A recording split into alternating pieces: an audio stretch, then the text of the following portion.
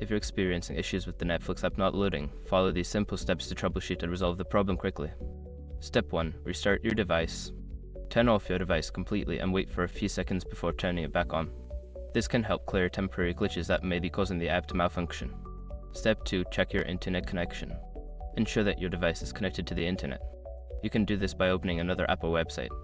If there are issues with your connection, try resetting your router or switching to a different network.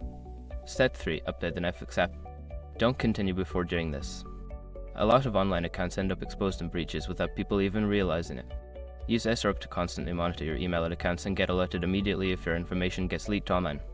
It scans billions of breached records 24/7 in the background. And honestly, for a few dollars a month, it's something everybody should probably have.